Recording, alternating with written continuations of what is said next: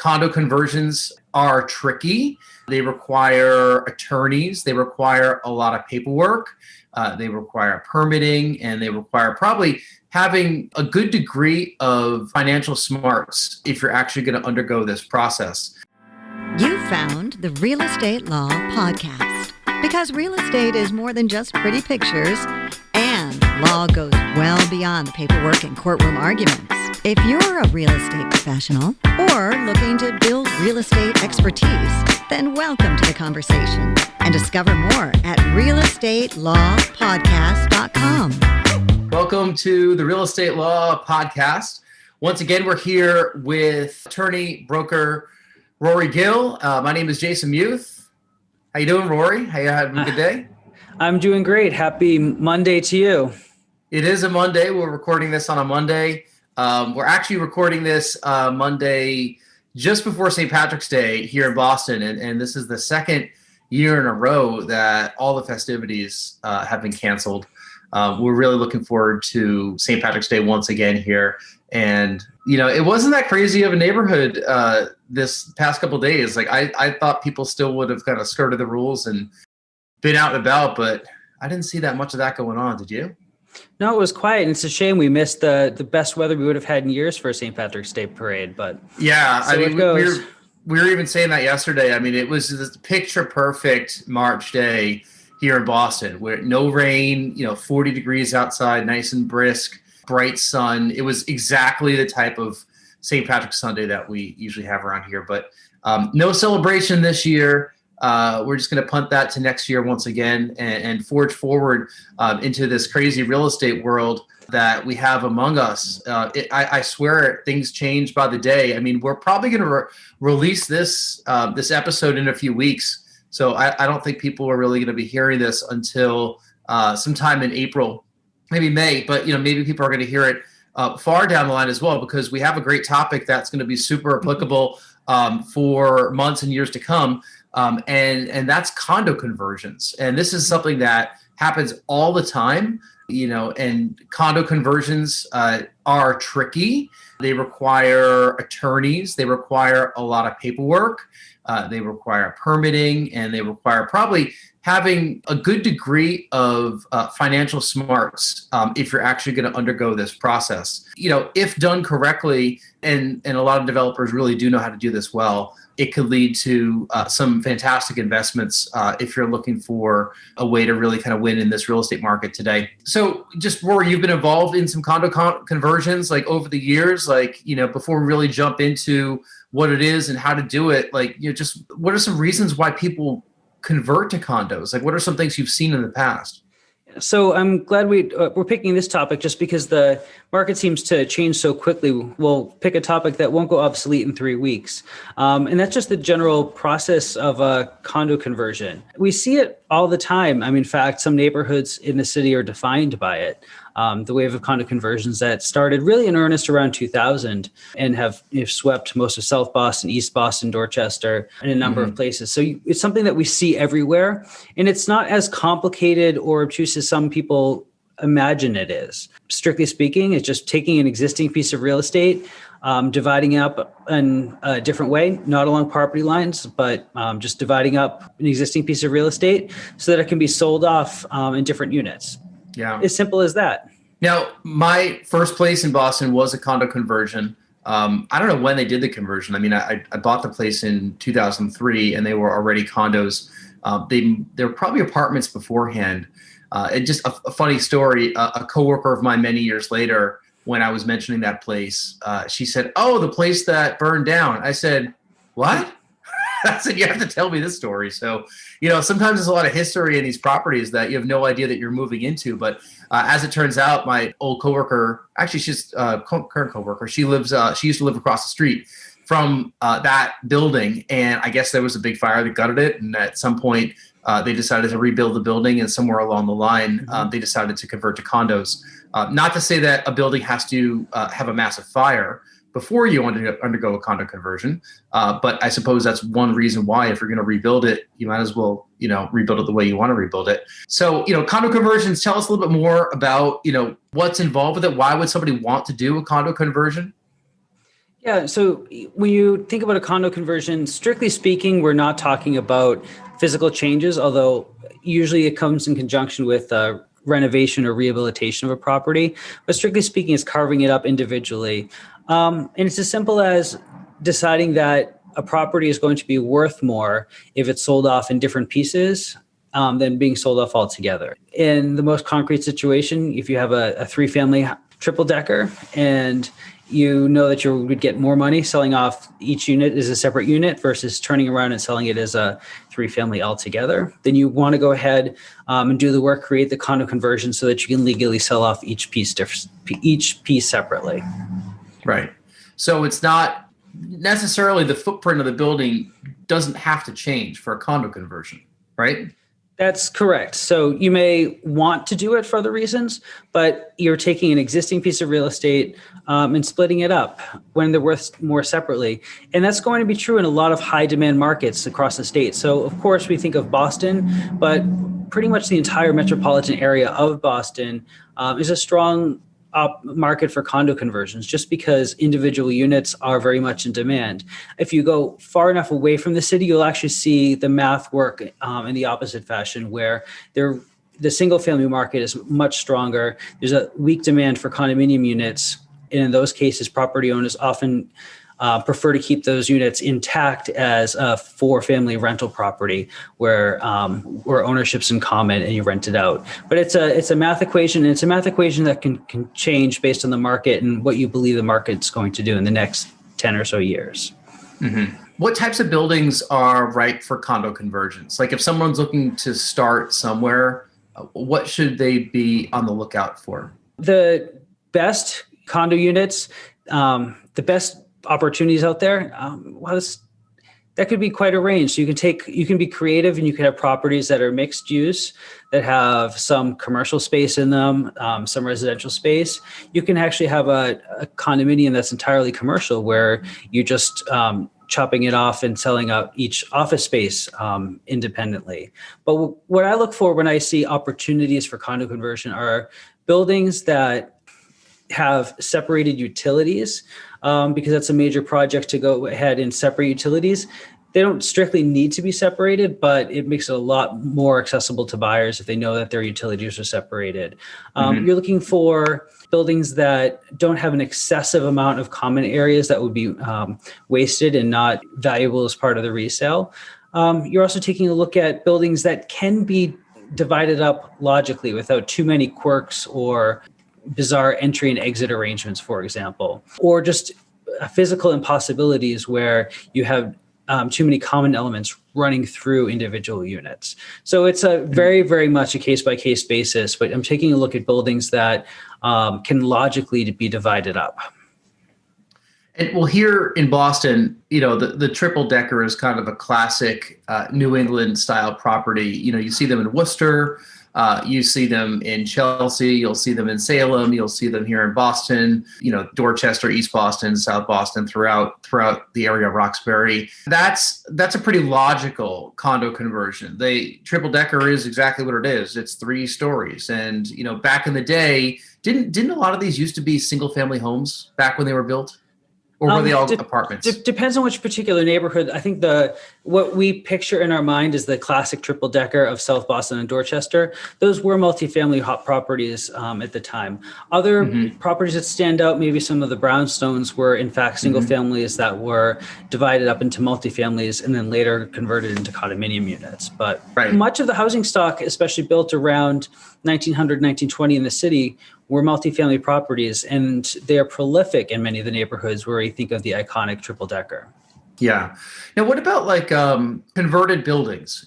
So let's say you have an old mill building in Lowell, or an old brewery somewhere, or an old paper factory, or an old, you name it, in many of the industrial towns, throughout the Merrimack Valley, in New Hampshire. There's a lot of building. I mean, old schools, you see things getting repurposed all the time.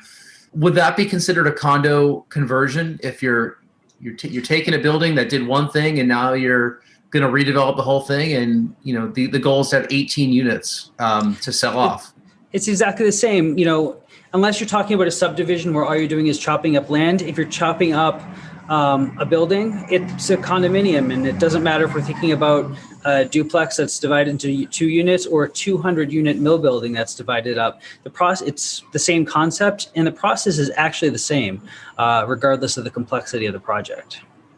Okay. Now, if you're going to convert to condos, like what are some numbers that somebody should look at? Let's say that somebody acquires a building and they're saying, do I keep this as apartments and then rent them out? Or do I, convert to condos and sell them off, whether I'm going to do any reconfiguration or any work to them? What's that decision process like for an investor? Well, the overarching calculation you're going to do is take a look at, just run through the 2 different scenarios. If you're going to turn around and sell the property as it is right now under common ownership, what would you yield as for your proceeds? And then what would the condo conversion option look like? For a classic triple decker, it's actually relatively simple to look at the math. You comp out the sale of that just like you would any other transaction, calculate the real estate commission, the transfer tax, and the basic closing costs for a seller, and you'll come up with the net value that you would obtain going through that method. For larger projects, you comp them out using the rental value method. That's kind of a topic for another day, but larger projects do, as a general matter, they use different comparables and different way to appraise larger projects. But you take a look at what a sale of that asset would look like. And then you weigh the math that I'll tell you now for a condo conversion. And that starts basically with taking the project as it is now and what physical changes would you have to make to the building, not for legal reasons, but to make it marketable to people. So what pipes, what walls, what reconfiguration has to happen in order to make it attractive to buyers in the market. Also keeping in mind that condominium unit buyers tend to expect a higher grade of finishings in this market than renters do. So if you're looking at a condo unit that is maybe C+, B- grade, renovation may be warranted in order for you to really get the best bang for your buck in reselling it as a condo unit. Mm-hmm. So you take those physical changes that need to happen to the building into account, and then you compare the resale amount for the 3 or all the units separately, the total difference, subtract the normal closing costs, but you're also going to be subtracting some additional costs for architects and attorneys to actually effectuate the condo conversion. So there's a lot that goes into the condo conversion. Do you ever see developers, they'll buy a building, they'll do the condo conversion, like the legal conversion, and then they'll just sell the entire project to somebody else? Is that without redoing any of the condos? Yes, but that also adds value to a potential buyer, because now that buyer that purchased the entire building has the flexibility themselves to turn around and sell off the units separately. So there's still value in that. You've created more opportunities for the buyer to do with the property as they wish. Yeah, there's absolutely value to it. And you do occasionally see that when a buyer comes out and is interested actually in taking over the whole building. And right, the whole project. And even if that particular buyer wasn't attractive to a converted building, when you've entered the sale process, you've opened yourself up to a greater number of buyers by making the building more versatile. Okay. We are talking with Rory Gill, the attorney for Urban Village Legal and broker owner of Next Home Titletown Real Estate here in Boston. And we're talking about condo conversions today. So one final thing we should talk about with this episode would be, how do you do it? And I'm guessing it's not going to be as simple as you download the PDF for the condo conversion and send it off to the city's condo conversion department, right? No, in fact, you do need professional help when it comes to creating the condo conversion, but the process is simpler than you'd think it would be. So once you have a building that's ready to be divided up legally, you start with an architect, a surveyor, and an attorney. And they're going to be your team that will make the transaction happen. And it I think it starts with large part with the architect. You need an architect to come through and create a floor plan of the building as it actually exists. They're certifying that the product that they've put together is an accurate layout of the building right now, and that's the plan that's used to show how the unit's going to be carved up, how the building's going to be carved up, who owns what's part of each unit. And it all starts with that architectural plan. Often a surveyor comes along too, and they'll divide up the pieces of the land as much as that makes sense. That's especially important for parking. If you have common yards or exclusive use yards, the surveyor will put together a plan as well. And then the attorney will take that information and create what's called the master deed. The master deed is a long form document that describes in great clarity who is going to own what, who's responsible for what parts of the building. And, that comes down to who owns what pipe that runs through the wall. So all of that has to be fleshed out, and the attorney is going to lean very heavily on the architectural drawings of the building to put that into writing. So there you go, the master plan written up by the architect, showing how the building is going to be carved up. You have the master deed written by the attorney describing how the building is going to be carved up. And the last bit created by the attorney will be the declaration of trust. And this creates the condo association and describes how the building will be managed. This is where you see a lot of the things that condo buyers want to take a close look at. What are the rules and regulations of the building? Are the terms compatible with most mortgage loans that are out there? How do the rules get changed? All that's written up in the Declaration of Trust. And those three documents together form the basis of the condo documents. And once those are filed with the Registry of Deeds, the process is complete. And now ownership has been carved up into the multiple units. And legally speaking, the seller is able to sell the unit separately. So how common is this for most municipalities around the country? Because people listen to this podcast everywhere. I know that you're practicing in Massachusetts and New Hampshire. Are these three things pretty standard to the best of your knowledge everywhere? I mean, obviously there'll be some variance around the country, but is this pretty standard recipe? It is a standard-ish recipe. Most of the states have similar rules. They may combine some of these features or carve them up into different parts. Most commonly, they will use different language to describe what each element of this is, but condominiums largely operate the same. They actually started in Puerto Rico as the first American jurisdiction to formalize condominium law, but then it has since spread to all states and territories. Wow, I didn't know that. Like, when did that start? Oh, geez, you're gonna put me on the spot right now. Just pick a year. Who cares? It doesn't really matter. I know in Massachusetts, kind of the old generation of condos that we see are in the early 80s. The condominiums may have been around longer than that. But when we look back, we actually can see antiquated condo documents from the 80s that are not as well informed because they didn't anticipate all the issues that condos would face in the future. So condo documents today are much longer, much more detailed, but that's because we write them now with the benefit of experience and knowing what are some common controversies and issues that come up in condo associations. That is fascinating. I thought this is far older than just the past few decades. So was that 40 years or so, some early 80s? It's become standardized. So there are ways for, prior to this for really ambitious real estate investors to come up with creative documents, cross easements and covenants that would accomplish much of the same. But, it wasn't formalized into kind of a really systematized process that everybody could understand and recognize. Massachusetts is Chapter 183A, but we see it in other jurisdictions as well. Now you're getting all legal here. So, which it is the Real Estate Law Podcast, but I think what we're going to do is we're actually going to punt some of the legal things that we should worry about into the next episode because we designed this to be like a quick little two-parter right here. So so tune into the next episode because while we've walked up through the process of condo conversions and showed how, in effect, easy it can be to carve up a building legally, there are condominium conversion protection rules that benefit existing tenants and communities. And a lot of that is where the controversy lies. So I hope you join us for the next episode where we cover the different legal limitations and the tenant protection rules that vary city by city.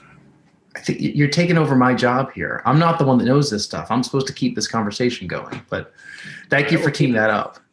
All right, so good. So we've brought you to this point of what is a condo conversion? Why would you do it? What are some buildings where we're going to see condo conversions happening? What are some of the things that are needed? So the three, what I took away right there is the 3 items that are needed. You need a master plan, you need a master deed, and you need a declaration of trust.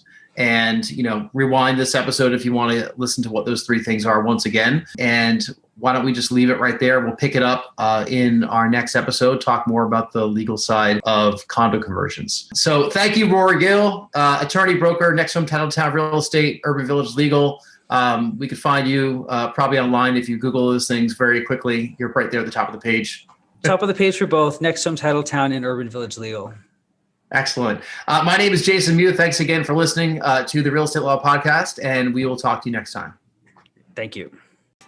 This has been the Real Estate Law Podcast. Because real estate is more than just pretty pictures, and law goes well beyond the paperwork and courtroom arguments.